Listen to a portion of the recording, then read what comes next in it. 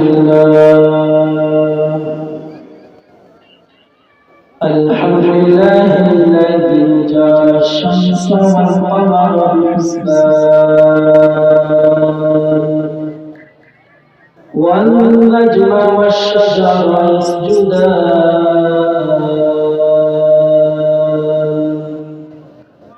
وفضل زمانا على زمان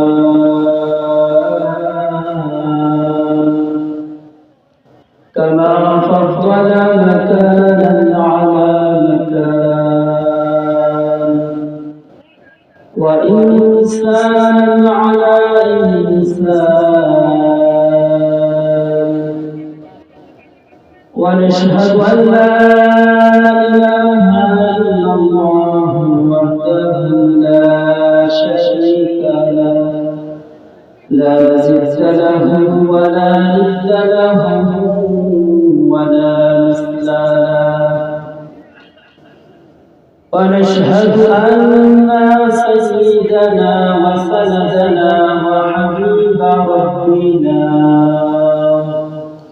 وطبيبنا وطبيب قلوبنا ومولانا محمدا عبده ورسوله صلى الله تعالى عليه وعلى آله وأصحابه وبارك وسلم تسليما كثيرا كثيرا الذي أرسله الله تعالى بالحق بشيرا ونذيرا وداعيا إلى الله بإذنه وسراجا منيرا أما بعد فأعوذ بالله من الشيطان الرجيم بسم الله الرحمن الرحيم يا أيها الذين آمنوا اتقوا الله وقولوا قولا سديدا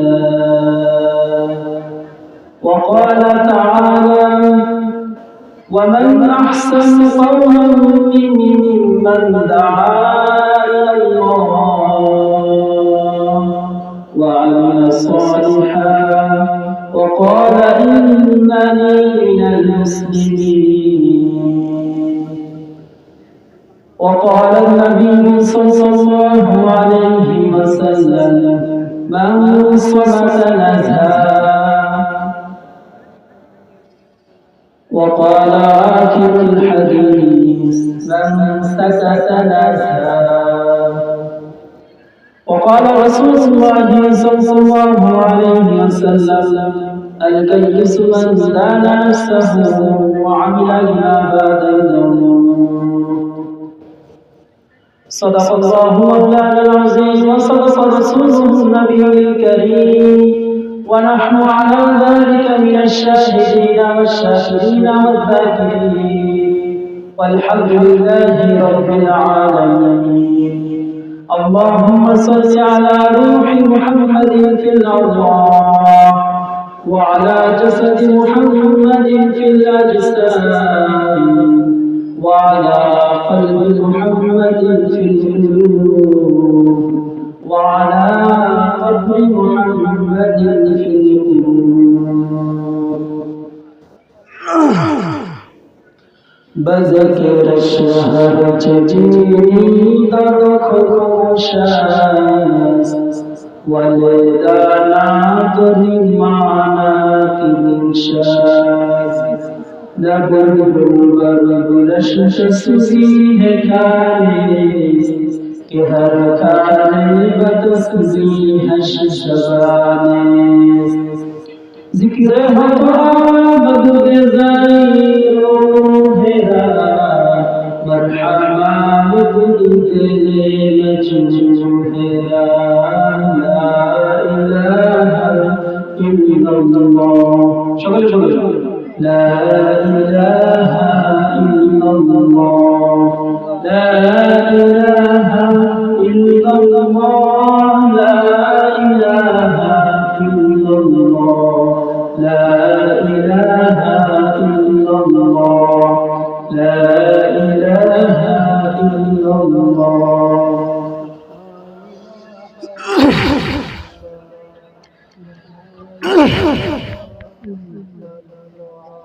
لا إله إلا الله لا إله إلا الله لا إله إلا الله لا إله إلا الله لا إله إلا الله محمد رسول الله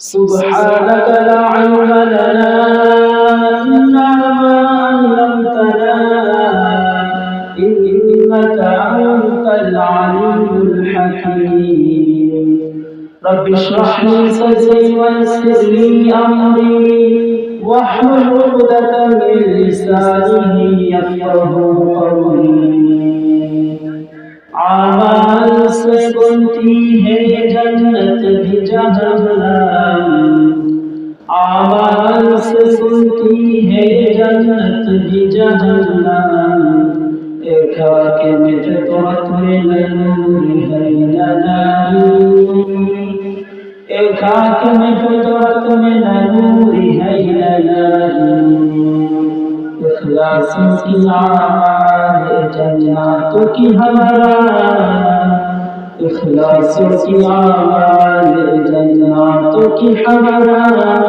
परहिज़ मक़ासिद है जो तक़वा से हासिल परहिज़ मक़ासिद है जो तक़वा से हासिल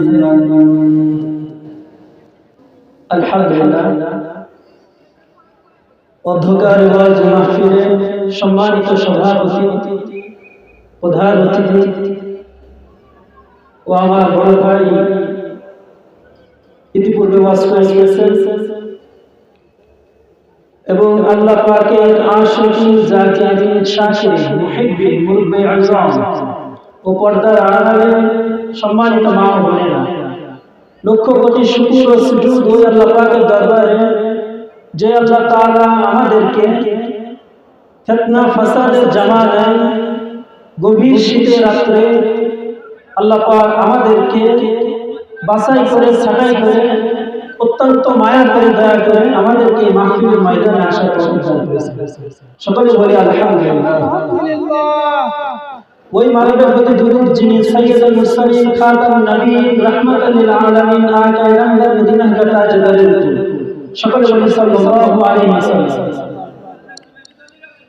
আল্লাহ তাআলা আমাদেরকে পছন্দ করেন বিধায় আমাদেরকে মাহফিলে নিয়ে আসছেন এটা হলো আল্লাহ পাকের একটা জান্নাতের বাগান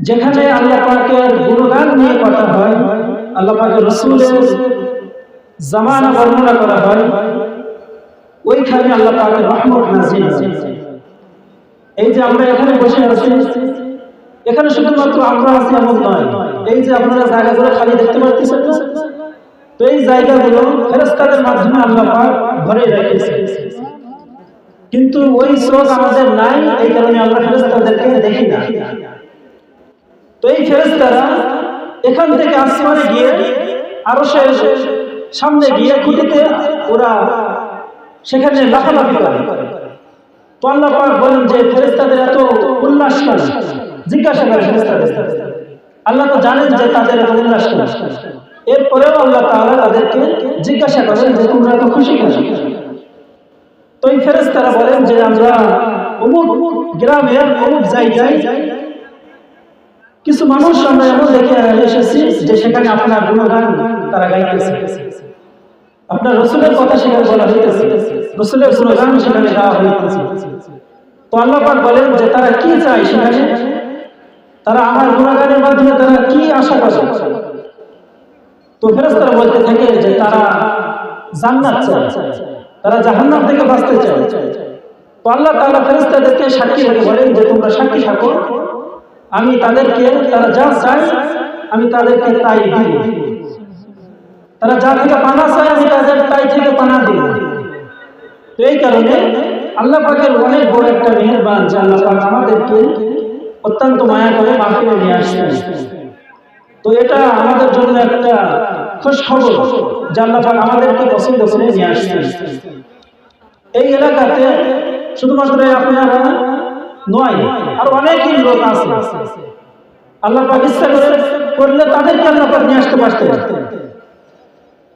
আল্লাহ পাক তো আপনাকে আমাকে তাদের জায়গায় নিয়ে তাদেরকেও আনতে পারতেন এখানে। তো আল্লাহ পাক আমাদেরকে ভালোবাসেন, এইটা আল্লাহ পাক দেখাই দিয়েছে যে আমি আমার বান্দাদেরকে ভালোবাসি, এই জন্য আমার ভালোবাসার বান্দাদেরকে আমি মাহফিলে নিয়ে আসছি। তো এই ভালোবাসা আল্লাহ পাক যে আমাদেরকে ভালোবাসেন, এই শীতের রাত্রে আল্লাহ পাককেও আমাদেরকে ভালোবাসতে হবে। ভালোবেসে শীতের রাতে বসে থেকে আল্লাহ পাকের কথা শুনতে হবে। তো আপনারা আল্লাহ পাকের ভালোবাসা প্রকাশ করেছেন, আলহামদুলিল্লাহ। তো আল্লাহ পাক আমাদেরকে সৃষ্টি করেছেন, আল্লাহ পাক আমাদের রব এবং আমরা তার বান্দা। এই আল্লাহ তাআলা তার বান্দাদেরকে অনেক নিয়ামত দান করেছেন। আল্লাহ পাক বান্দাদের লক্ষ লক্ষ নিয়ামত দান করেছেন।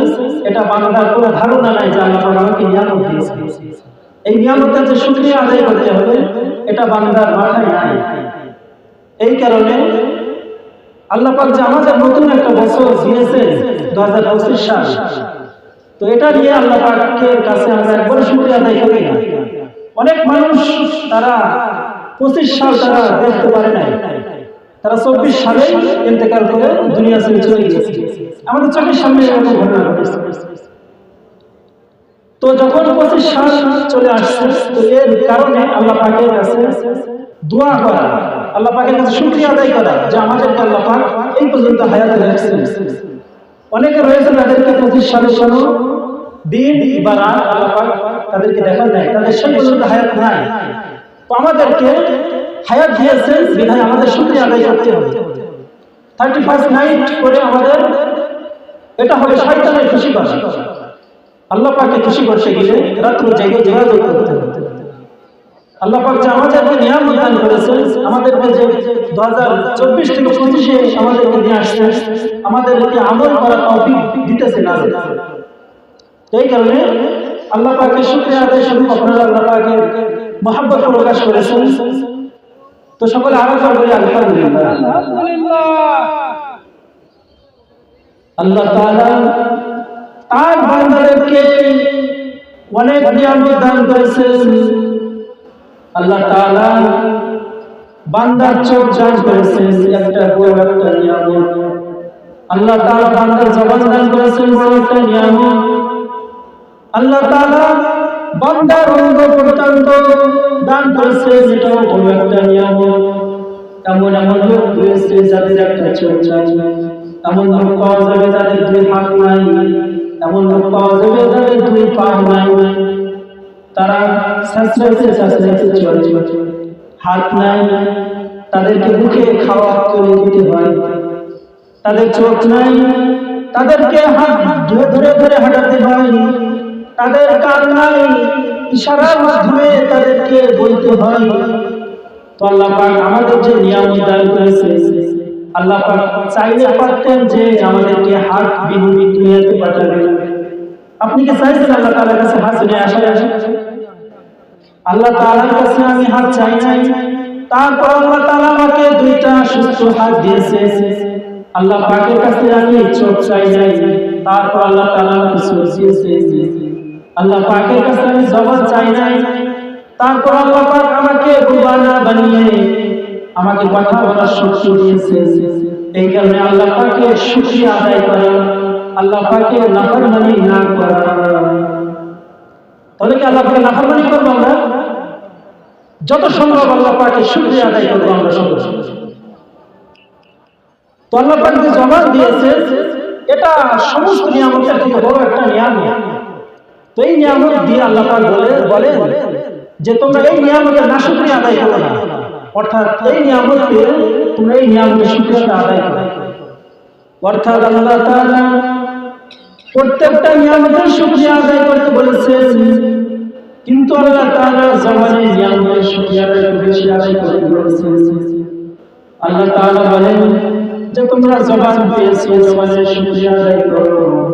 আল্লাহ তাআলা কোরআনের ভিতরে বলেন ওয়া আহসানু কাওলান মিম্মান দাআ ইলাল্লাহ।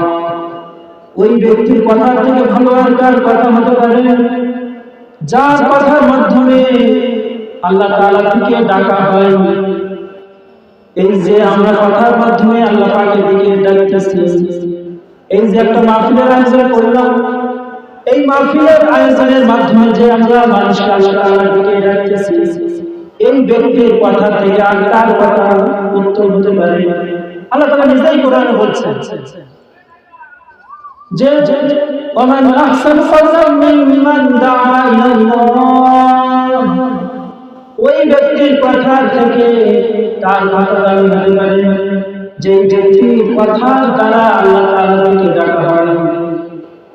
তো আল্লাহ তাআলার দিকে ডাকা হয় এমন কথার ভিতরে সর্বশেষ নম্বর কথা হলো আযানের কথা, অর্থাৎ আযানের মাধ্যমে আল্লাহ পাকের দিকে ডাকা হয়। মুয়াজ্জিন সাহেব মসজিদে যে আযান দেয় 5 ওয়াক্ত, এই 5 ওয়াক্ত আযানে আল্লাহ তাআলার দিকে ডাকে। মুয়াজ্জিন বলে হাইয়া আলাস সালাহ, নামাজের দিকে আসো, হাইয়া আলাল ফালাহ, কল্যাণের দিকে আসো। এই যে আল্লাহ তাআলার দিকে ডাকতেছেন, মুয়াজ্জিন হলো দাআ ইলাল্লাহ, সে হলো দাঈ, আল্লাহর একজন দাঈ হলো মুয়াজ্জিন।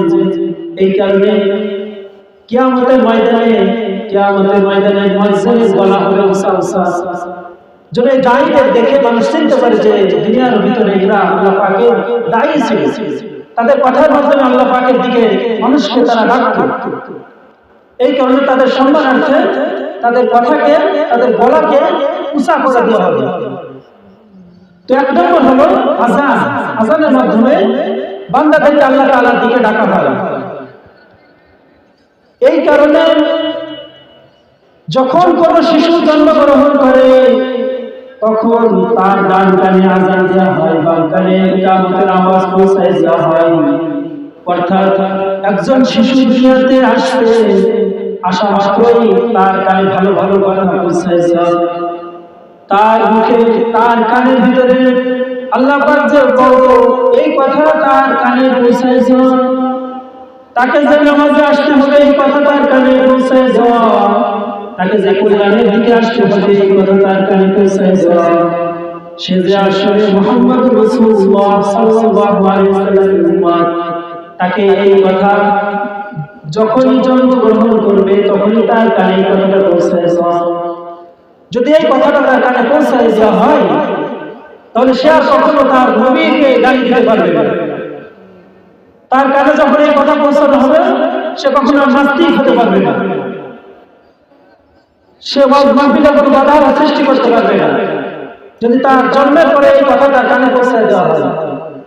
কিন্তু আমাদের সময়ে আমরা কি করি, আযান তো দূরে থাক, তাকে আমরা যখন সে কান্না করে তখন তার সামনে আমরা গান বাজিয়ে তাকে ঠান্ডা করি।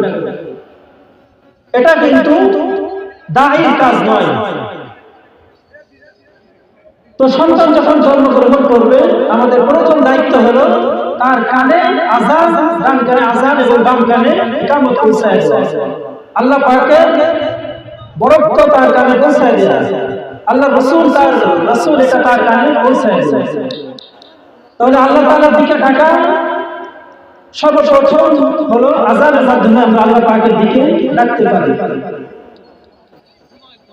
আর আল্লাহ তাআলা বলেন ইয়া আইয়ুহাল্লাযীনা আমানু, হে ঈমানদারগণ, ইত্তাকিল্লাহ, তোমরা আমাকে ভয় করো, ওয়া কুলু কওলান সাদীদা, এবং সুন্দর সুন্দর কথা বলো। অর্থাৎ যারা ঈমানদার হবা তারা আমাকে ভয় করতে হবে। আর মুখ দ্বারা কোনো খারাপ কথা উচ্চারণ করা যাবে না, মুখ দ্বারা সবসময় ভালো কথা উচ্চারণ করতে হবে। কারণ এই মুখ অনেক বড় একটা নিয়ামত। মুখের দ্বারা একজন মানুষ আর একজন মানুষের শত্রু হয়ে যায়, এই মুখের দ্বারা একজন মানুষ আর এক মানুষের বন্ধু হয়ে যায়। মুখ দ্বারা কিছু খারাপ কথা উচ্চারণ করেছে তো মানুষ তাকে বলে যে এই লোকটা ভালো না, মুখ দ্বারা সে খারাপ কথা উচ্চারণ করে। তাহলে মুখের মাধ্যমে একজনের পরিচয় পাওয়া যায়, আর মুখের মাধ্যমে একজনের সাথে বন্ধুত্ব করা যায়। তো এই কারণে আল্লাহ তাআলা বলেন যে প্রত্যেকটা মানুষের অথবা প্রত্যেকটা মুমিনের কথা তো এমন হবে যে তার কথা দ্বারা দুশ্মন হয়ে যায়।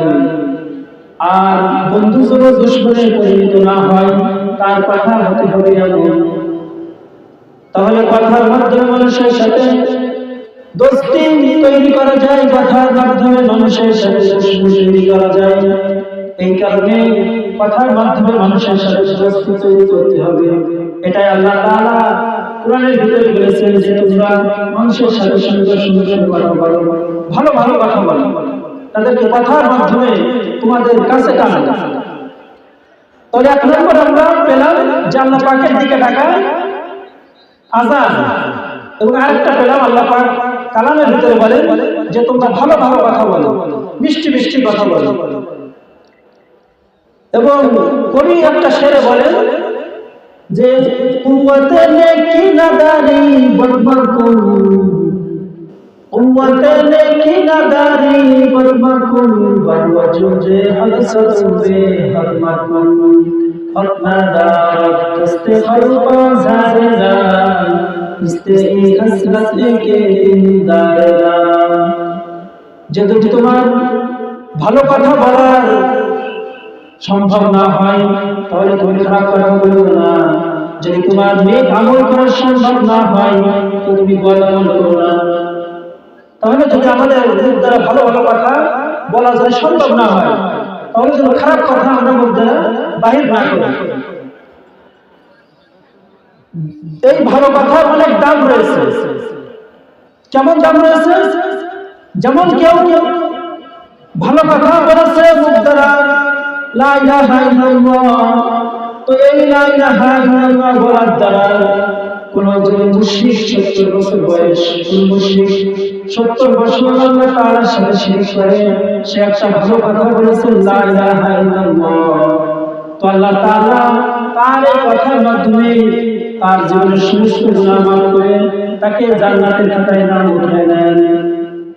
সে বলেছে লা ইলাহা ইল্লাল্লাহ, আল্লাহ ছাড়া কোনো মাবুদ নাই। তো সে 70 বছর যদি আল্লাহ পাকের সাথে শিরক করে তো তার নামটা শিরকের খাতা থেকে কেটে আল্লাহ তাআলা ঈমানদারের খাতায় তার নাম তুলে দেন। এবং শুধুমাত্র লা ইলাহা ইল্লাল্লাহ নয়, সে তওবা করেছে, আস্তাগফিরুল্লাহ এই কথাটা মুখে উচ্চারণ করেছে, তো আল্লাহ তাআলা তার পিছনে সমস্ত গুনাহ মাফ করে দেন। তওবা করেছে আর জীবনে গুনাহ করবে না, তো আল্লাহ তাআলা তার পিছনের গুনাহটাকে আল্লাহ পাক নেকি দ্বারা ভরপুর করে দেন। তাহলে দেখেন ভালো কথার কত বড় একটা গুণ রয়েছে। ভালো কথা দ্বারা একজন 70 বছর ধরে শিরক করে আল্লাহ তাআলার সাথে, তাকে আল্লাহ তাআলা জাহান্নামের খাতা থেকে নাম কেটে জান্নাতের খাতায় তুলে দেন।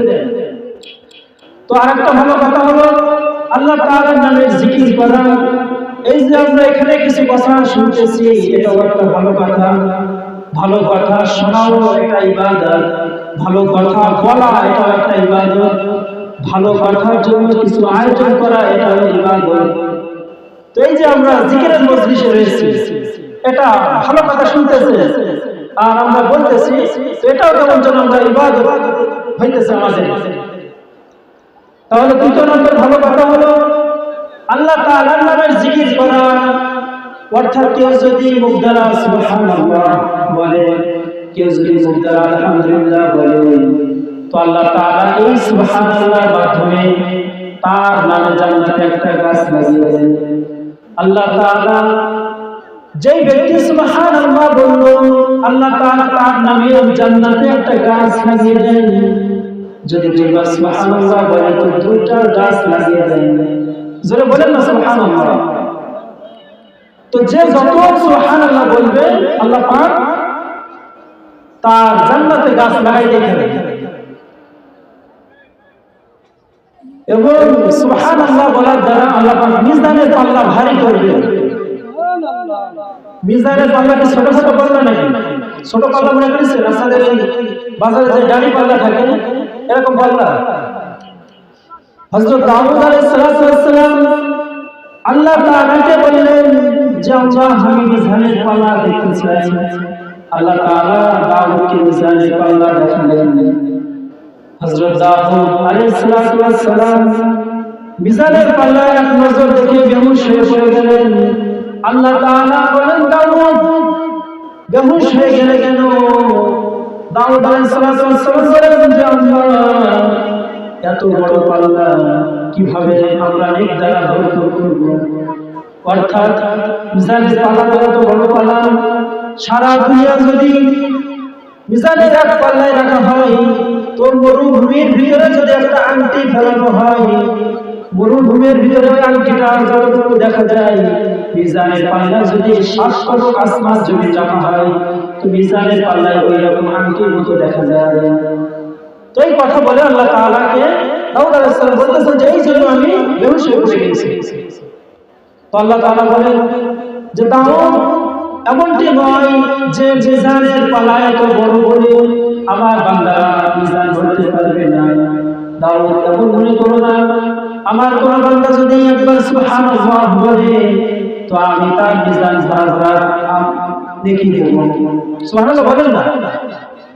যদি কোনো ব্যক্তি সুবহানাল্লাহি ওয়া বিহামদিহি সুবহানাল্লাহিল আযীম, বুখারী শরীফের সেই হাদিস ইমাম বুখারী রাহমাতুল্লাহ আলাইহি বলেন যে জবানে এমন একটা কালিমা যেটা জবানে হালকা এবং মিজানের পাল্লায় যেটা ভারী, এই একটা কালিমা যদি কেউ ব্যক্তি পাঠ করে, অর্থাৎ কালিমাটা হলো সুবহানাল্লাহি ওয়া বিহামদিহি সুবহানাল্লাহিল আযীম, এই কালিমাটা যদি কেউ পাঠ করে তো এই মিজান ভরা তার নেক দান করে।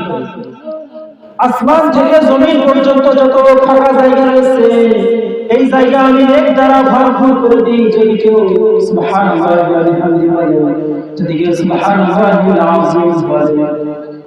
তাহলে মিজান ধরার জন্য আমাদের বেশি কিছু করা লাগবে না, শুধুমাত্র যদি আমরা জিকির করতে থাকি আল্লাহ পাকের, তো এই জিকিরের মাধ্যমে আমরা মিজান ধরতে পারব। এখন তো আমাদের জিকির করার কোনো সময় নাই, হাতে টাচ ফোন চলে আসছে, টাচ ফোনের দিকে সময় দিতে দিতে আমরা যে আমাদের পালন কর্তা সৃষ্টিকর্তাকে আমরা ভুলে যাই। এমন নাফরমান বান্দা রয়েছে যে সারা বছরে আল্লাহ পাকের নাম নেয়, কালিমা পড়তে পারে না, এমন নাফরমান পাওয়া যায় আল্লাহ তাআলা।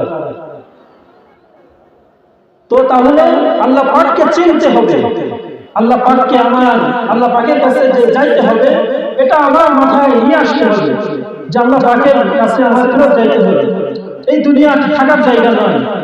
আপনি লক্ষ্য করে দেখেন, আপনার দাদা দুনিয়াতে নাই, আপনার বাবা দুনিয়াতে নাই, আপনার বড় ভাই সেও দুনিয়াতে নাই, আপনি একা রয়েছেন। এখন আপনাকে একা ওই কবরে আপনাকে যাইতে হবে। আপনার সাথে না তো আপনার পিতা যাবেন, না তো আপনার মাতা যাবেন, না তো আপনার সন্তান যাবেন, না তো আপনার স্ত্রী যাবেন।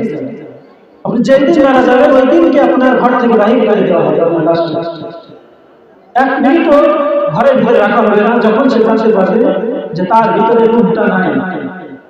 তাহলে যখনই রূহটা চলে যাবে তখনই আপনি আপনার জায়গায় কবরস্থানে চলে যাবেন। এই কারণে কবরে যাওয়ার আগে তার কিছু আমল, কিছু নেক নিয়ে যাইতে হবে আমাদের, কারণ সেখানে গিয়ে আমার আমল আমাকে বাঁচাইতে পারবে না, অন্য কিছু আমাকে বাঁচাইতে পারবে না। এই কারণে আমাদেরকে নেক বাড়াইতে হবে, ভালো কথার দ্বারা নেক বাড়াইতে হবে। তো জিকিরের মাধ্যমে আমরা জিকির ভালো কথা, আল্লাহ পাকের নাম এটা আমরা মুখ দ্বারা উচ্চারণ করি, এটা ভালো কথা। তো এটা যদি আমরা উচ্চারণ করি তো আল্লাহ পাক আমাদের এর মাধ্যমে অনেক নেক দান করবেন। তো এই যে জিকির, এই জিকির নিয়ে সাহাবায়ে কেরাম তাদের ভিতরে অনেক কষ্ট করে তারা এই জিকির করত। আমরা যদি এখন আল্লাহ পাকের নাম নিই তো আমাদেরকে কেউ কি ভাবতে আসবে? কেউ আমাদেরকে অত্যাচার করবে না যদি আমরা আল্লাহ পাকের নাম উচ্চারণ করি। এমন এক সময় গিয়েছে যে এমন জামানা আমরা অতিক্রম করেছি, যেই জামানার ভিতরে ওয়াজ মাহফিল হলে আল্লাহ পাকের কথা বলা হবে, এর জন্য অনুমতি নিতে হয়। তো সেই জামানা আল্লাহ পাকের মেহেরবানিতে আমরা কাটাই আসছি। তো এখন যদি আমরা আল্লাহ পাকের নাম নিই তো আমাদেরকেও কোনো আঘাত করবে না। তো যারা মনে মনে আঘাত করবে, মনে মনে গালি দিবে, এরা হলো নাফরমান এবং নাস্তিক। তো এমন একটা জামানা ছিল সাহাবাদের জামানা, যে জামানায় সাহাবায়ে কেরাম আল্লাহ পাকের নাম নিলে তাদেরকে অনেক অত্যাচার সহ্য করতে হতো। যেমন হযরত বেলাল, হযরত বেলাল আহাদ আহাদ আহাদ যখন বলা শুরু কাফের মুশরিকরা ওয়াইয়া তার জিহ্বার ভিতরে পেরেক ঢুকায় দিয়েছে। হযরত বেলাল আহাদ আহাদ আল্লাহ পাক একক একক এটা বলতেছে, আর উমাইয়া তার জিহ্বার ভিতরে পেরেক ঢুকায় দিয়েছে। তো হযরত বেলাল জিহ্বার ভিতরে পেরেক নিয়ে আহাদ আহাদ করতেছে, আর জিহ্বার আগা দিয়ে রক্ত পড়তেছে, জিহ্বা দিয়ে রক্ত পড়ে আর আহাদ আহাদ করতেছে। বেলালকে জিজ্ঞাসা করা হলো, বেলাল তোমার জিহ্বা দিয়ে রক্ত পড়ে আর তুমি আহাদ আহাদ করতেছো? হযরত বেলাল জবাব দেয়, আরে তোমরা কি জানো আমি আহাদ নামের স্বাদ তখনই পেয়েছি যখন আমি জিহ্বার ভিতরে পেরেক দিয়ে আহাদ আহাদ করছি। অর্থাৎ আহাদ নামের মজা আমি তখনই অনুভব করেছি যখনই আমার জিহ্বার ভিতরে পেরেক পেয়েছি আর আমি আহাদ আহাদ করেছি। তাহলে জিকরুল্লাহ যদি আমরা করি এবং এই করার মাধ্যমে কেউ যদি আমাদেরকে অত্যাচার করে তো আমরা তখন তার মজা পাই। যেমন অনেক ওলামায়ে কেরাম জেলখানার ভিতরে গিয়েছে, তাদের মুখ থেকে শোনা যে যখন তারা তার ভিতরে তাদেরকে রিমান্ডে রাখা হয় তো তারা বলতেছেন যে আমাদের কেমন যেন কোনো দুঃখ নাই, কোনো কষ্ট নাই, কেমন যেন আমরা আল্লাহ তাআলার জন্য এই শাস্তি ভোগ করতেছি, তো আমাদের সাহাবাদের জামানা মনে পড়তেছে। তো অনেকে এমনও বলেছেন যে এই শাস্তিটা যদি আমাদের মৃত্যু হয়ে যায় তো আমরা শহীদ মৃত্যু পেয়ে যাই। তাহলে কষ্টের ভিতরে যদি আল্লাহ তাআলার নাম নেওয়া হয়, কষ্টের ভিতরে যদি কিছু ভালো কথা বলা হয়, ওই ভালো কথাও নিজের দিলে শান্তি লাগে। যেমন হযরত দাউদ আলাইহিস সালাম আল্লাহ পাকের খাস একজন বান্দা, তো আল্লাহ তাআলা তার বান্দাদেরকে পরীক্ষা করার জন্য কিছু পরীক্ষা নেন। আল্লাহ তাআলা দাউদকে পরীক্ষা করলেন, দাউদের গায়ে কিলা দিয়ে পোকামাকড় দাউদের গায়ে দিয়ে দাউদ আলাইহিস সালাম গায়ের পোকা নিয়ে আল্লাহ আল্লাহ জিকির করতেছে, মুখ দ্বারা ভালো কথা উচ্চারণ করতেছে দাউদ।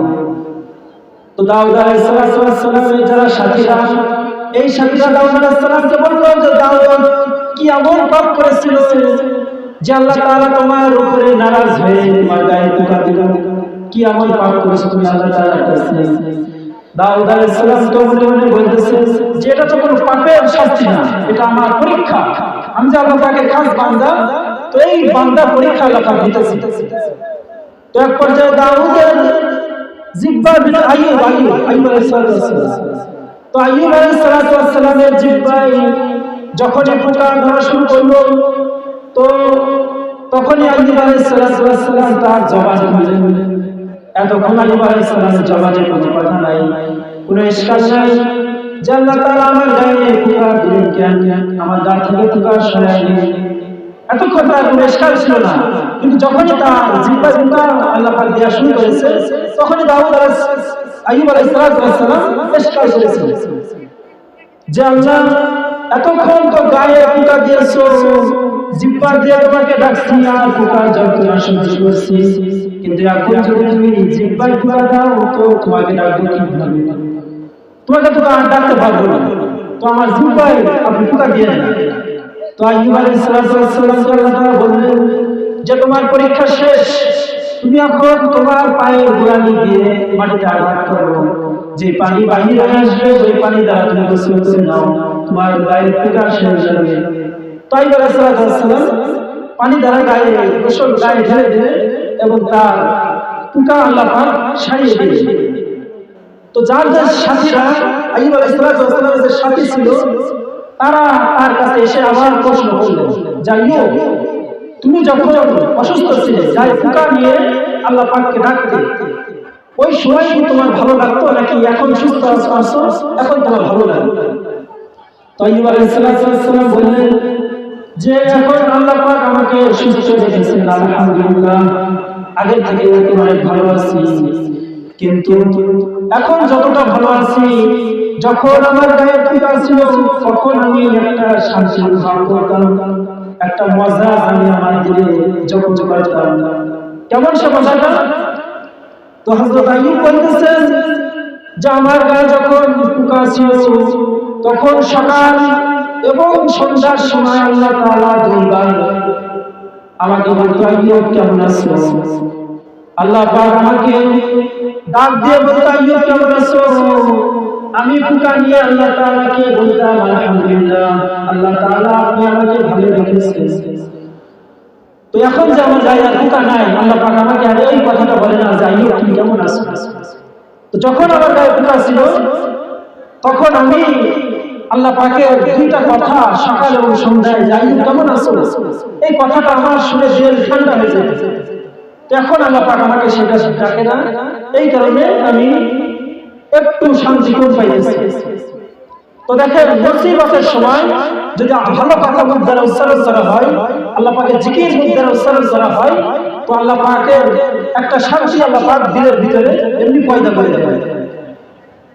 তাহলে আল্লাহ তাআলা আমাদেরকে বলেন যে ভালো ভালো কথা মুখ দ্বারা উচ্চারণ করবে, ভালো ভালো দ্বারা মানুষের নসিহত করবে, ভালো কথা দ্বারা মানুষকে নিজের দিকে আল্লাহ তাআলার দিকে ডাকবে। আল্লাহ তাআলা রাসূল সাল্লাল্লাহু আলাইহি ওয়াসাল্লাম তার একটা ভালো কথা সাহাবায়ে কেরাম আল্লাহ তাআলার উপর রাজি, আর আল্লাহ রাসূল সাল্লাল্লাহু আলাইহি ওয়াসাল্লামের ভালো কথায় সাহাবায়ে কেরাম এমন ঈমান হাসিল করেছে যে আল্লাহ তাদের উপর রাজি। তাহলে আল্লাহ রাসূল সাল্লাল্লাহু আলাইহি ওয়াসাল্লাম সাহাবাদেরকে যে ভালো কথাগুলো শোনাইতেন, সাহাবাদেরকে যে নসিহত করতেন, এই নসিহতের মাধ্যমে, এই ভালো কথার মাধ্যমে তাদের ঈমান এমন পয়দা হয়েছে যে আল্লাহ পাক তাদের উপরে রাজি হওয়ার কথা কোরআনের ভিতরে নাযিল করেছেন। রাদিয়াল্লাহু আনহু ওয়া রাদু আন, ওই জামাত যে জামাতের উপর আল্লাহ তাআলা খুশি, আর আল্লাহ তাআলার উপরে ওই জামাত খুশি। এর কারণটা কি? কারণ হলো আল্লাহ রাসূল সাল্লাল্লাহু আলাইহি ওয়াসাল্লামের মুখ দ্বারা তারা ভালো কথা শুনেছে। তারা আল্লাহ রাসূল সাল্লাল্লাহু আলাইহি ওয়াসাল্লামের মুখ দ্বারা যখন তারা ভালো কথা শুনেছে, শ্রবণ করেছে, তখন তাদের ঈমান এত বেড়ে গিয়েছে। আল্লাহ রাসূল সাল্লাল্লাহু আলাইহি ওয়াসাল্লামের এক খাদেম হযরত আবু যর গিফারি, হযরত আবু যর গিফারি খাদেমে খায়রুল বাশার, খিদমত মে জিंदगी वालों ना बनाया अपना घर। হযরত আবু যর গিফারি আল্লাহ রাসূল সাল্লাল্লাহু আলাইহি ওয়াসাল্লামের খাদেম ছিলেন। এই আবু যর আল্লাহ রাসূলের খিদমতে এত ব্যস্ত যে তার নিজের থাকার জন্য ঘর বানায় নাই, নিজের থাকবে তার জন্য একটা ঘর নির্মাণ করেন নাই আল্লাহ রাসূল সাল্লাল্লাহু আলাইহি ওয়াসাল্লামের খিদমতের জন্য। তো এই আবু যর একদিন তার গোলামকে বলতেছেন যে এই কালাইয়ার পুত, অর্থাৎ গোলামের পিতা ছিল কালো, তো তাকে কালোর সন্তান বলে আহ্বান করলেন।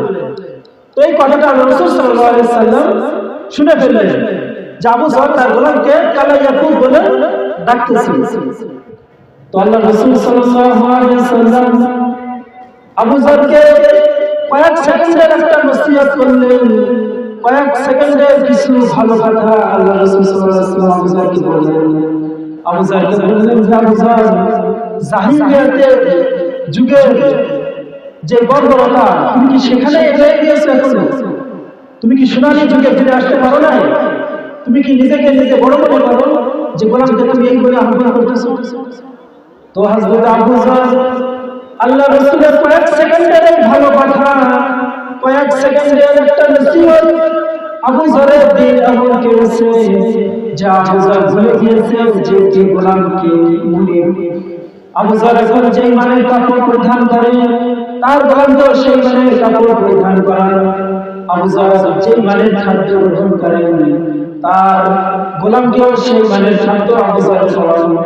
তো আবু যর নিজেকে এবং গোলামের ভিতরে পার্থক্য করা ভুলে গিয়েছে।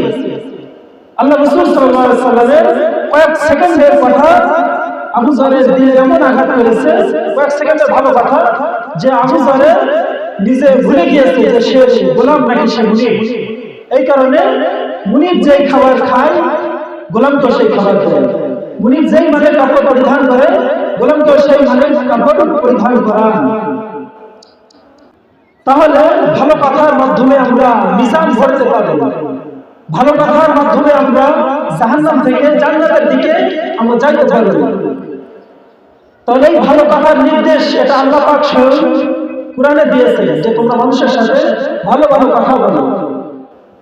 কিন্তু যদি তোমরা ভালো ভালো কথা না বলতে পারো তো খারাপ কথা বলিও না, অন্তত চুপ থাকো। এই কারণে আল্লাহ রাসূল সাল্লাল্লাহু আলাইহি ওয়াসাল্লাম হাদিসে বলেন যে মান সামাতা নাযা, যে চুপ থাকে সে নাজাত পায়। অর্থাৎ ভালো কথা যদি মুখ দ্বারা উচ্চারণ না করতে পারো তো চুপ থাকো, আর যদি চুপ না থাকতে পারো তো খারাপ কথা কারোর সাথে বলিও না।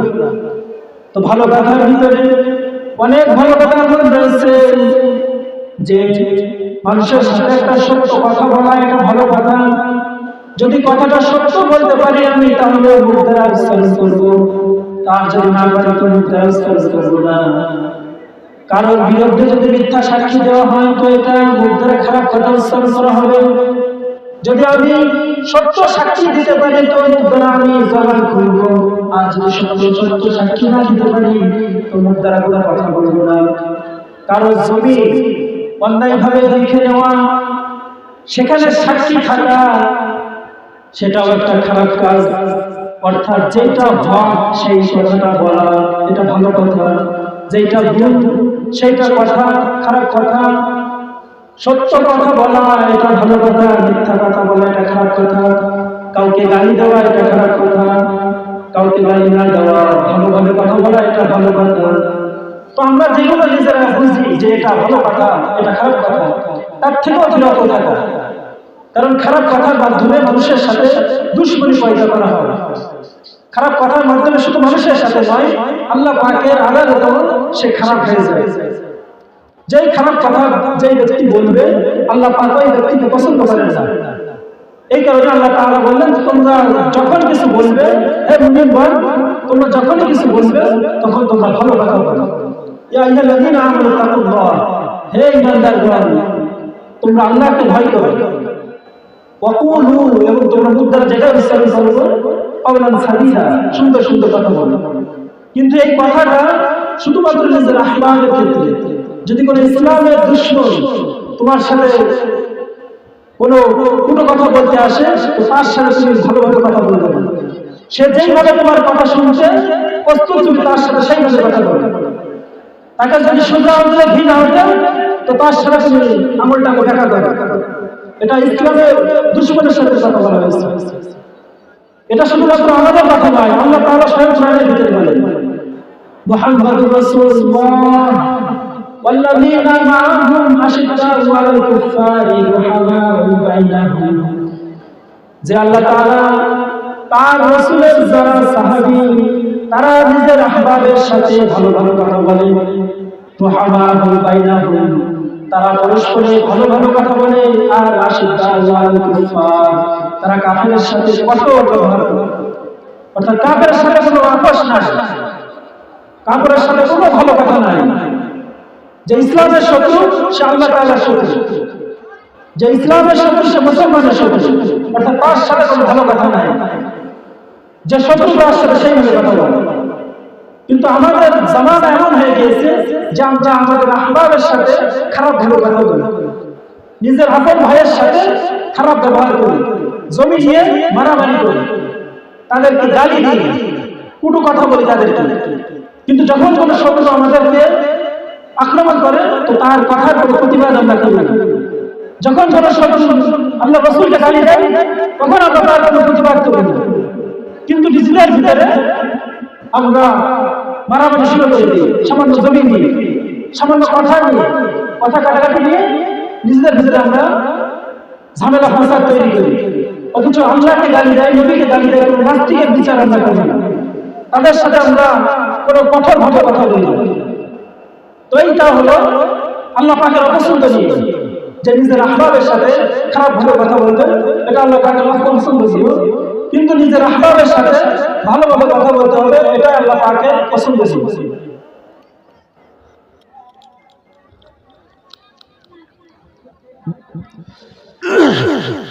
তাহলে যদি আমরা ভালো কথা বলতে পারি তো আল্লাহ পাক তার মাধ্যমে আমাদের মিজান ভরবেন, মিজানকে অনেক দ্বারা ভরে দেবেন যদি আমরা ভালো কথা বলতে পারি।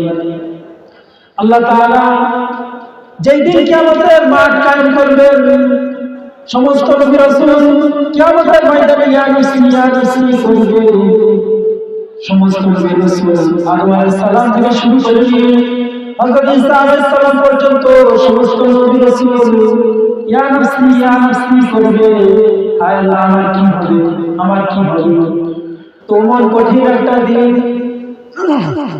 যেই দিনে যারা নেকি যদি থাকে, যারা আমল ভালো আমল যদি থাকে তার হিসাব দেওয়া হবে। যদি যারা খারাপ আমল থাকে তার হিসাব কে আমাদের দিবে। অর্থাৎ যদি আমাদের ভালো কথা থাকে তার হিসাব আমরা পাবো, আর যদি খারাপ কথা আমরা উচ্চারণ করি ওই খারাপের হিসাব আমরা পাবো। যদি আমরা ভালো আমল করি যারা পরিমাণ, তো ওই যারা পরিমাণের ভালো আমল আমরা পাবো, ভালো ফল পাবো। আর যদি যারা পরিমাণ খারাপ আমল করি ওই যারা আমলের খারাপ ফল আমরা পাবো। তো ইমাম আবু হানিফা রাহমাতুল্লাহ আলাইহি ঈশার নামাজে পড়তে গিয়েছেন মসজিদে।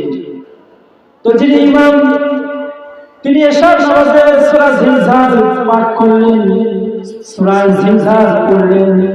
তো ইমাম আবু হানিফা রাহমাতুল্লাহ আলাইহি যখন দেখলেন শেষ আয়াতের দিকে, ইমাম আবু হানিফা রাহমাতুল্লাহ আলাইহি লক্ষ্য করলেন, ফামান ইয়ামাল মিসকালা যাররাতিন খায়রান ইয়ারা, যে সামান্য পরিমাণ ভালো আমল করলে সেটা আল্লাহ পাকের সামনে দেখানো হবে।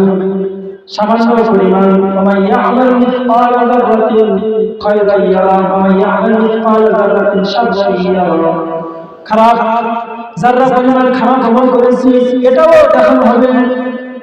তো যখন ইমাম আবু হানিফা রাহমাতুল্লাহ আলাইহি নামাজের ভিতরে চিন্তা করলেন যে জানি না কখন আমার মৃত্যু চলে আসে, এই কারণে ইমাম আবু হানিফা রাহমাতুল্লাহ আলাইহি নামাজের পরে তাহাজ্জুদের নামাজে দাঁড়িয়ে গেলেন যে যদি আমি আজকে রাতে অনেক ইবাদত বندگی করতে পারি তো আমাকে কিয়ামতের ময়দানে এটা আমাকে দেখানো হবে, এটা আমার আমল আমি খুশি নিয়ে আল্লাহ পাকের সামনে দাঁড়াইতে পারবো। তো এই কথা ভেবে ইমাম আবু হানিফা রাহমাতুল্লাহ আলাইহি নামাজে দাঁড়িয়ে গেলেন, নামাজের সূরা পাঠ করলেন, সূরা বাকারা শুরু করলেন। মুয়াজ্জিন সাহেব সাহেব আছেন, উনি মসজিদের গেট লাগায় চলে যাবেন। তো দেখেন ইমামের নামাজ হয়ে গেলে একসাথে যাবে। তো ইমাম এক পারা, দুই পারা, তিন পারা, পাঁচ পারা পর্যন্ত করে ফেললেন।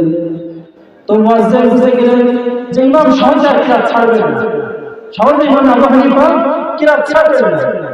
তো এই কারণে মুয়াজ্জিন গেটটা টেনে তিনি চলে গেলেন তালাটা খুলে। সকালে যখন ফজরের আযান দিবেন, মুয়াজ্জিন সাহেব মসজিদে আসলেন ফজরের আযান দেওয়ার জন্য।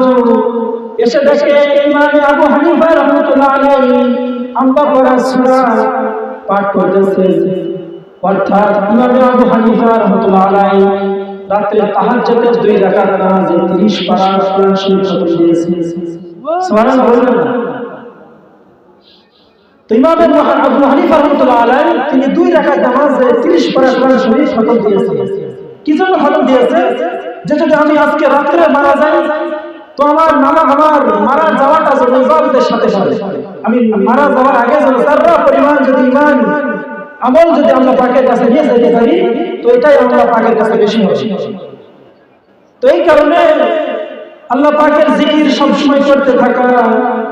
যখন কোনো কৃষক মাঠে কাজ করে তখন তার বুদ্ধি উচ্চারণ করা, আল্লাহ পাকের জিকির উচ্চারণ করা, আল্লাহ পাকের পবিত্রতা ঘোষণা করা, সুবহানাল্লাহ, আল্লাহ পাকের পরত্ব ঘোষণা করা, আল্লাহু আকবার, আল্লাহ পাকের শুকরিয়া আদায় করা, আলহামদুলিল্লাহ। কৃষক তার কাজ করতেছে আর মুখে এটা উচ্চারণ করতেছে, একদিক দিয়ে দুনিয়ার কাজ করতেছে, অন্য দিক দিয়ে বিধান করতেছে। তবে যে ব্যক্তি ধ্যান চালান ওই ব্যক্তির উচিত হলো ধ্যান চালানো আর আল্লাহ পাকের জিকির করা, ধ্যান চালানো আর আল্লাহ তাআলার রাসূলের জিকির পাঠ করা। আল্লাহ তাআলা তার জিকির করলে আল্লাহ তাআলা যেমন খুশি হন, আল্লাহ তাআলা তার রাসূলের নামে দুরূদ যদি কেউ পাঠ করে আল্লাহ তাআলা ততটা খুশি হন। আল্লাহ রাসূল সাল্লাল্লাহু আলাইহি ওয়াসাল্লাম বলেন, মান সাল্লা আলাইয়া ওয়াহিদান সাল্লাল্লাহু আলাইহি আশরা যে ব্যক্তি আমার উপরে একবার দুরূদ পাঠ করবে আল্লাহ তাআলা ওই ব্যক্তির উপরে 10টা রহমত বর্ষণ করবেন। অর্থাৎ আল্লাহ রাসূলের দুরূদ যদি কেউ একবার পাঠ করে সাল্লাল্লাহু আলাইহি ওয়াসাল্লাম, এই যে একটা দুরূদ পাঠ করলাম, আল্লাহ পাকের 10টা রহমত আমার উপরে বর্ষিত হবে। শুধু তাই নয়, আল্লাহ রাসূল সাল্লাল্লাহু আলাইহি ওয়াসাল্লামের দুরূদ যদি কেউ পাঠ করে, ওই দুরূদ বহন করার ফেরেশতা আছে, ওই ফেরেশতা দুরূদ নিয়ে আল্লাহ পাকের রাসূলের রওজা মুবারক পৌঁছায় দিয়ে আসেন। আল্লাহ রাসূল সাল্লাল্লাহু আলাইহি ওয়াসাল্লাম ওই দুরূদ যে পাঠ করেছে তার দুরূদ নিয়ে আল্লাহ রাসূল সাল্লাল্লাহু আলাইহি ওয়াসাল্লাম খুশি হন। আল্লাহ তাআলা রাসূল জানেন যে ময়দানে আমার নামে দুরূদ পাঠ করা হয়েছে, অমুক ব্যক্তি আমার নামে দুরূদ পড়েছে, তার দুরূদ আমার কাছে পৌঁছেছে, ফেরেশতারা যে পৌঁছে দিয়েছে। তাহলে আমার নিজের কাজ আমি নিজে করব এবং দুরূদ পাঠ করব, নিজের কাজ নিজে করব, আল্লাহ পাকের জিকির করব, মুখ দ্বারা ভালো কথা আমি উচ্চারণ করব। একদিক দিয়ে আমার দুনিয়াবি কাজ হাসিল হবে, অন্য দিক দিয়ে আমার মিজানে পাল্লা ভর্তি হবে। তাহলে মিজানে পাল্লা ভর্তির জন্য আল্লাহ পাকের জিকির করতে হবে। মিজানে পাল্লা ভর্তির জন্য ভালো ভালো কিছু আমল করতে হয়। মিজানে পাল্লা ভর্তি করার জন্য ভালো ভালো কিছু কথা বলতে হয়, আল্লাহ পাকের কুরআন তেলাওয়াত করতে হয়। আমরা তো এমন মুসলমান, নিজেকে মুসলমান বলে দাবি করি অথচ কুরআন পড়তে জানি না, নিজেকে মুসলমান বলে দাবি করি অথচ কুরআন শুদ্ধভাবে আমরা জানি না, সূরা ফাতিহা আমরা শুদ্ধভাবে পড়তে পারি না। তো আমরা কেমন মুসলমান? বছরে একবার আমরা কুরআন শরীফটাকে খুলে দেখি না যে আল্লাহ পাক কুরআন শরীফের ভিতরে কি বলেছে। অর্থ তো বাদই দিলাম, শুধুমাত্র তেলাওয়াত আমরা করি না। অথচ হযরত ওমর রাষ্ট্রীয় কাজে এত ব্যস্ততার কারণে বাড়িতে সময় পান না থাকার, যখনই রাষ্ট্রের কাজ শেষ করে হযরত ওমর বাড়িতে আসতেন, বিবির সাথে কোনো দেখা করতেন না, মেয়েদের সাথে দেখা করতেন না, ছেলের সাথে দেখা করতেন না, সবার আগে এসে কুরআনটাকে সুমা দিতেন। আর সুমা দিতেন আর বলতেন, সারাটা দিন চলে গেল কিন্তু তোমার সাথে আমি দেখা করতে পারলাম না, তোমাকে আমি একটা আয়াত পড়তে পারলাম না। এই কারণে কুরআন শরীফ সুমা দিয়ে হযরত ওমর রাদিয়াল্লাহু আনহু কুরআন পাঠ করতেন। আর আমাদের তো বছরকে বছর পার হয়ে যায়, কুরআন শরীফ আমরা চোখ দ্বারা দেখিও না, খোলা তো দূরে থাক, কুরআন শরীফ আমরা দেখিও না। আর দেখবো বা কিভাবে? আমরা তো কুরআন পড়তেই জানি না। আল্লাহ তাআলা যদি কোনো ব্যক্তি কুরআন যতটুকু পড়লে কুরআনের হক আদায় হয়, ততটুকু যদি না শিক্ষা করা হয়, আল্লাহ পাক কিয়ামতের ময়দানে আমাদেরকে পাকড়াও করবেন। অর্থাৎ দিনে এলে শিক্ষা করা প্রত্যেক মুসলমান আর নারীর উপরে ফরজ। এটা আমরা অনেকেই জানি কিন্তু আমরা আমল করি না। জানার লোক অনেকের বেশি কিন্তু আমরা আমল করি না। আমলের মাত্রা কম আমাদের ভিতরে। বক্তা যিনি আসছেন এনার থেকে আমরা শ্রোতারা বেশি জানি কিন্তু আমলের নামে কোনো খোঁজ নাই। কারণ বেশি আমরা জানলে আর আমল করা যায় না। তো শুধুমাত্র জানলে হবে না, আমল করতে হবে। আমল করতে হবে কারণ আমার আখিরাতে সেটা আমার পুঁজি হবে। কারণ আমি দুনিয়া থেকে আমার আমল ছাড়া আর কিছু নিয়ে যাইতে পারবো না। আমি কি কিছু নিয়ে যাইতে পারবো? কত বড় বড় বাদশা দুনিয়া ছেড়ে চলে গিয়েছে, কিছু নিয়ে গিয়েছে? বাদশা জুলকারনাইন, ইনি বড় একজন বাদশা, সারা দুনিয়া শাসন করেছেন। তো এই বাদশা যেদিন ইন্তেকাল করবেন তার আগে তার সন্তানদেরকে নসিহত করলেন যে আমি যেদিন মারা যাব সেই দিন আমার কাফনের সামনে আমার হাত দুইটাই দিতে। তার সন্তানরা বলল, বাবা কেন এমনটা করবো? আপনার হাত আমরা উপরে কাফনের বাইরে বাহির করব। বাদশা বলেন যে সারা দুনিয়ার বাদশা কিন্তু তার এত ধন সম্পদ সে কবরে নিয়ে যাইতে পারে না, সে খালি হাত নিয়ে আল্লাহ তাআলার কবরে যাইতেছে। এটা হলো সারা দুনিয়ার মানুষ দেখে, সারা দুনিয়ার বাদশা সে কিছুই নিয়ে যাইতে পারে না কবরে। এই কারণে বাদশা হারুন রশিদের জামানায় এক পাগল ছিল, এক পাগল যার নাম বাহলুল পাগল। তো এই বাহলুল পাগল তিনি বাদশার কাছে আসলেন। তো বাদশাও জানেন যে সে তো পাগল, কিন্তু সে পাগল ছিল দুনিয়ার পাগল না, আখিরাতের পাগল। তার ভিতরে দুনিয়ার কোনো বাসনা ছিল না, এই কারণে তাকে মানুষ বলতো পাগল। দেখবেন যারা একটু বেশি আল্লাহওয়ালা, যারা একটু নরম সরল, আমাদের দুনিয়ার কাছে তার মনে হয় সে বোকা, অথচ সে অতি চালাক, এটা সে জানে না। অর্থাৎ যার ভিতরে আখিরাতের চিন্তা বেশি, আমরা মনে করি সে বোকা বেশি। অথচ আল্লাহ তাআলা রাসূল হাদিসে পাকে ইরশাদ করেন, আল কাইয়িসু মান দানা নাফসাহু ওয়া আমিলা বিমা বাদাল মাউত। চালাক তো ওই ব্যক্তি যে দুনিয়ায় থেকে মৃত্যুর আখিরাতের চিন্তা করবে, যে দুনিয়ায় থেকে কবরের চিন্তা করবে, এই হলো দুনিয়ার ভিতরে সবথেকে চালাক। তো বাহলুল পাগল দুনিয়ার পাগল নয়, আখিরাতের পাগল। সে দুনিয়ার কোনো বাসনা তার অন্তরে নাই, তার ভাবনা শুধু আখিরাত নিয়ে, এই কারণে তাকে পাগল বানিয়েছে। তো বাদশা তাকে বললেন যে তোমার আমার দরবারে আসার জন্য তাকে যেন কেউ নিষেধ না করে, এই পাগলের যখনই ইচ্ছা হবে সেখানে আমার দরবারে চলে আসে। তো একদিন বাহলুল আসলেন। তো রাজা একটা লাঠি ঘোরাইতেছে, লাঠি নিয়ে খেলা করতেছে। তো রাজা দেখলেন বাহলুল প্রবেশ করেছে। তো আল্লাহ রাজা বললেন যে বাহলুল, এই নাও তোমাকে এই লাঠিটা দিলাম। তো পাগল বাহলুল বলতেছিলেন লাঠিটা কি করবে? তো বাচ্চা হারুন রশিদ তিনি বললেন যে তোমার থেকে যদি কোনো পাগল তুমি পাও, তোমার থেকে বেশি পাগল, তাকে লাঠিটা তুমি দিবে। তো বাহলুল সরল মনে লাঠিটা বাদশার কাছ থেকে নিয়ে নিলেন। তো ওই দিনে বাদশা কোথাও যাইতেছে। তো বাদশা যাওয়ার আগে তার কিছু সৈন্য বাহিনী পাঠাইতেছে, সেখানে ট্রাক খাবার সেখানে পাঠাইতেছে, যে বাদশা সেখানে গিয়ে 3 দিন অথবা 7 দিন থাকবে, এই কারণে সেখানে খাবারের গোদাম পাঠাইতেছে। তো বাহলুল এটা লক্ষ্য করলেন। তো রাজাকে বললেন, রাজা মশাই আপনি কোথায় যাইতেছেন?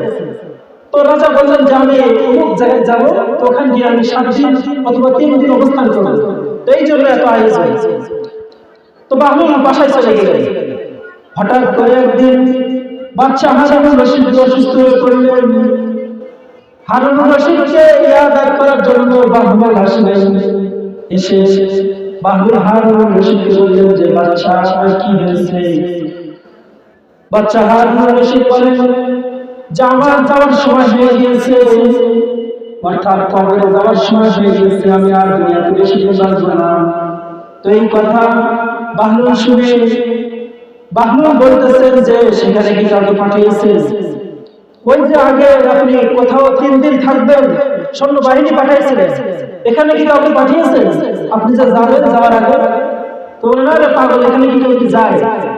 এখানে তো নিজে কবরে নিজেই যায়, এখানে তো কাউকে পাঠানো লাগে না। তো বাহলুল বললেন বাদশা সেখানে যে আপনি থাকবেন তো কতদিন থাকবেন? তো বাদশা বললেন আরে পাগল তুমি চুপ করো, সেখানে যদি একবার কেউ যায় আর জীবনে কখনো ফিরে আসে না, সারা জীবন সেখানে তার থাকতে হয়।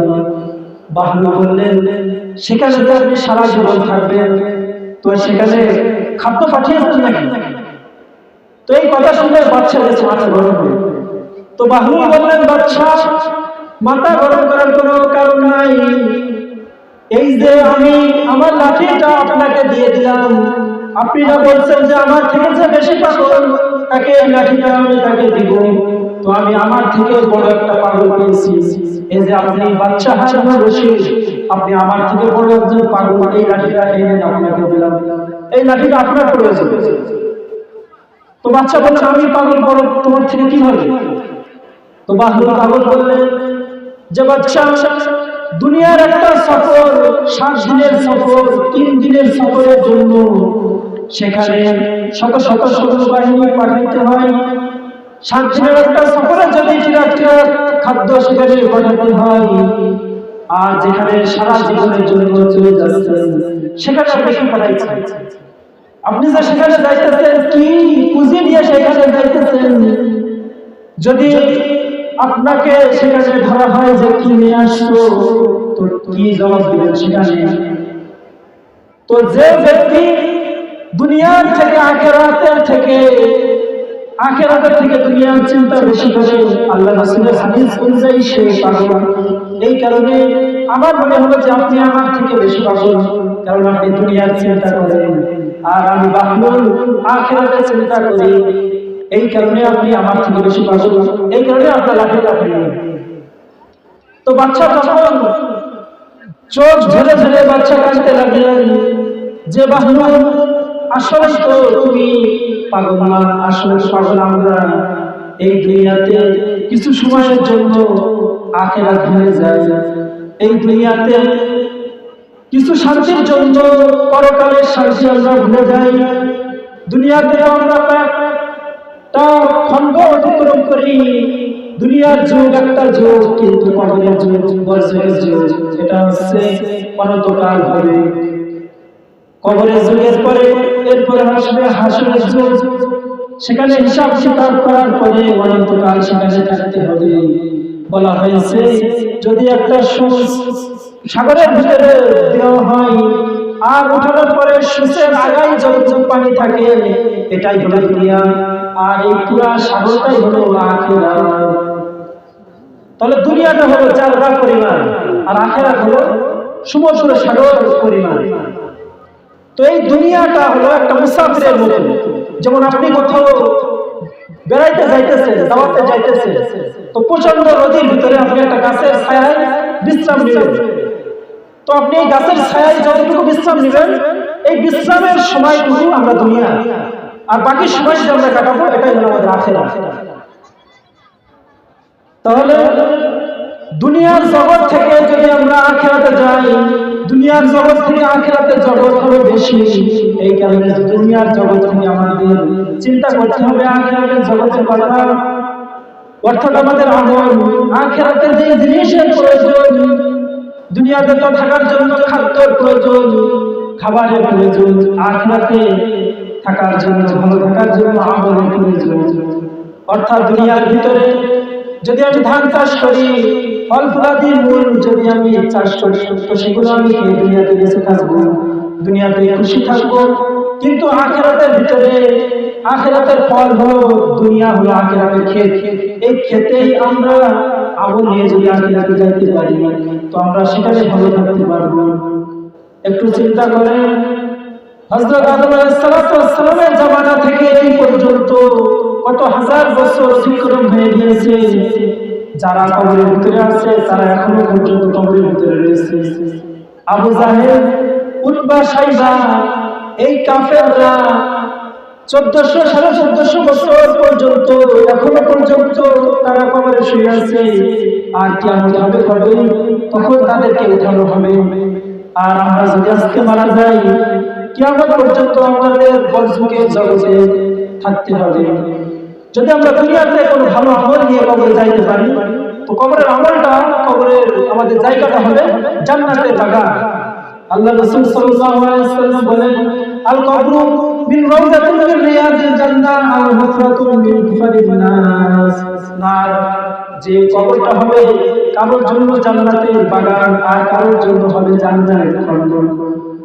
অর্থাৎ আমরা কবরটাকে জাহান্নামের খণ্ড না বানাই, জান্নাতের খণ্ড বানাই।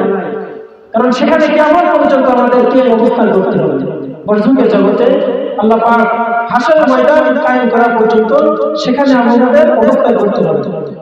তো আমরা যদি ভালো ভালো কথা বলে, ভালো ভালো আমল করে যদি আমরা কবরে যাইতে পারি, তো আমরা আল্লাহ পাকের বান্দা হয়ে কবরে যাইতে পারবো। আল্লাহ পাকের খাস মুসলমান, খাস মুমিন হয়ে কবরে যাইতে পারবো। আল্লাহ তাআলা আমাদেরকে বলবেন, যখন আমরা কবরে অবস্থান করব, যদি আমরা ভালো আমল নিয়ে যাইতে পারি, তো আল্লাহ পাক ফেরেশতাদেরকে বলবেন যে ফেরেশতা দেখো না যে কবরে কি আসছে, আমার একজন বান্দা কবরে এসেছে। ওই কবরের ভিতরে না আছে জানালা, না আছে দরজা, আমার বান্দা কবরের ভিতরে কিভাবে থাকবে? অর্থাৎ তুমি যাও, সেখানে গিয়ে তার কবরের সাথে একটা জানালা জান্নাতের দিকে করে দাও, সেখানে গিয়ে একটা দরজা জান্নাতের দিকে করে দাও। তো যদি আমরা আল্লাহ পাকের বান্দা হয়ে যেতে পারি, তো আমাদের কবর থেকে জান্নাতের দিকে জ্বালানা করা হবে, কবর থেকে আল্লাহ তাআলা দরজা খুলে দেওয়া হবে, সৌরভ করে দিবেন। আর যদি আমরা আল্লাহ পাকের বান্দা না হতে পারি, তাহলে আল্লাহ পাক বলবেন যে যে কবরে এসেছে ও আমার নাফরমান বান্দা, তার জীবনে কোনো আমল নাই, তাকে তার মতো করে ছেড়ে যাও। ওই নাফরমান ব্যক্তি না পাবে জান্নাত, না পাবে দোজখ। জাহান্নাম ব্যক্তি সে পাবে জাহান্নাম থেকে শাস্তি, তাকে সাপ দংশন করবে, তাকে বিচ্ছু দংশন করবে, তার কবরটা হবে জাহান্নামের খন্ড। এই কারণে আল্লাহ পাক আমাদেরকে যে আদেশ দিয়েছেন, আল্লাহ পাক যে বলেছেন যে হে মুমিনগণ আমাকে ভয় করো এবং তোমরা মুখ দ্বারা যেটা উচ্চারণ করো ভালো কথা উচ্চারণ করো। তো আল্লাহ পাক আমাদেরকে ভালো ভালো আমল করা এবং ভালো ভালো কথা বলার তৌফিক আল্লাহ পাক আমাদের দিন। সকলে বলুন আমিন। আর একটা সবক এখান থেকে আমরা নিই, আল্লাহ রাসূল সাল্লাল্লাহু আলাইহি ওয়াসাল্লাম তার মেয়ে ফাতেমাকে, তার মেয়ে ফাতেমা চাক্কি ঘুরাইতে ঘুরাইতে, চাটা ঘুরাইতে ঘুরাইতে তার হাতের চামড়া উঠে যাইত। তো তিনি হযরত আয়েশা রাদিয়াল্লাহু আনহার পারমিশন নিয়ে, তার সুপারিশ নিয়ে রাসূলকে বললেন যে আমাকে একটা খাদেম বন্ধন করা হইতেছে, একটা খাদেম দিন। তো আল্লাহ রাসূল সাল্লাল্লাহু আলাইহি ওয়াসাল্লাম হযরত ফাতেমাকে তাসবিহ ধরে দিলেন, দিয়ে আল্লাহ রাসূল বললেন ফাতেমা 33 বার সুবহানাল্লাহ, 33 বার আলহামদুলিল্লাহ, 34 বার আল্লাহু আকবার, এটাই তোমার জন্য ভালো ভালো। তো এই কারণে আমরা 5 ওয়াক্ত নামাজের পরে 33 বার সুবহানাল্লাহ, 33 বার আলহামদুলিল্লাহ, 34 বার 100 বার আল্লাহ পাকের তাসবিহ আদায় করি এবং আস্তাগফিরুল্লাহ 100 বার পড়ব এবং দুরূদ শরীফ 100 বার পড়ব ইনশাআল্লাহ। আল্লাহ পাক যা কিছু শুনলাম এবং বললাম আল্লাহ পাক আমাকে এবং আপনাদের সকলকে আমল করার তৌফিক দান করুন। সকলে বলুন আমিন। ওয়া আখিরু দাওয়ানা আলহামদুলিল্লাহি রাব্বিল আলামিন।